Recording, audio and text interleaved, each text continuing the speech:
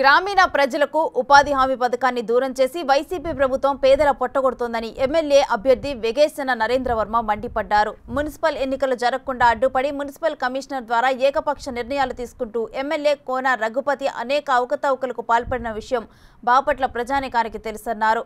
కూటమి ప్రభుత్వం అధికారంలోకి రాగానే యథాతథంగా మున్సిపల్ ఎన్నికలను జరిపించి అభివృద్ధి చేస్తామని చెప్పారు. బాపట్ల నియోజకవర్గం తెలుగుదేశం పార్టీ కార్యాలయంలో ఆయన మీడియా సమావేశాన్ని నిర్వహించారు. రాబోయే ఎన్నికల్లో టీడీపీని గెలిపించాలని ఆయన కోరారు. మాజీ ఎమ్మెల్సీ అన్నం సతీష్ గారు ఆయన బిజినెస్ నిమిత్తం వేరే ప్రోగ్రామ్స్ నిమిత్తం ఇతర రాష్ట్రాల్లో ఇతర దేశాల్లో ఉండటం వల్ల ఇప్పుడు దాకా కలిసి ప్రెస్ మీట్ పెట్టుకోవటానికి కొంచెం దూరం ఏర్పడింది. దూరం మీన్స్ రోజులు గడిచినాయి.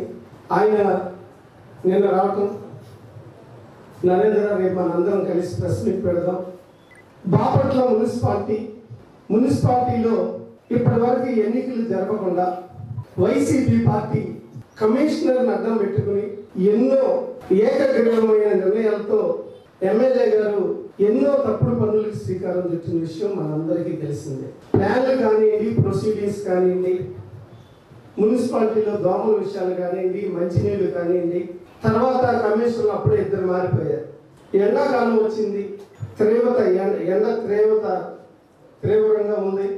కానీ రోజులు మంచినీళ్ళు ఇచ్చే పరిస్థితి గత తెలుగుదేశం ప్రభుత్వంలో ఆ పరిస్థితి ఎమ్మెల్సీగా పనిచేసిన అన్నం సతీష్ గారి టైంలో ఎప్పుడు మనకి రాలా. ఇక కంపారిజన్ చేయటం కాదు, కానీ అసలు మున్సిపాలిటీకి ఎన్నికలు ఎందుకు జరపాల? మున్సిపాలిటీని పెద్ద చేసి అటు పల్లెటూరులు ఏవైతే ఉన్నాయో ఇటు నందిరాజు తోట ఇవి, అలాగే ఇటు ఆసోదివర్పాలు, ముత్తైపాలు, ఈ గ్రామాలన్నీ కూడా పనికి ఆహార పథకాలు లాంటి దూరం చేయటమే కాకుండా అక్కడ పన్నుల విధానం కూడా టౌన్లో లాగా అక్కడ కట్టాలి అంటే ఎప్పటికప్పుడు పనులు చేసుకుని ఆ పల్లెటూళ్ళు కట్టాలంటే ఇబ్బంది. ఆ ఇబ్బందుల్లో మాకు మున్సిపాలిటీ వద్దు బాబు, మేము మా ఊరు లాగానే అట్టు పెట్టుకుంటాం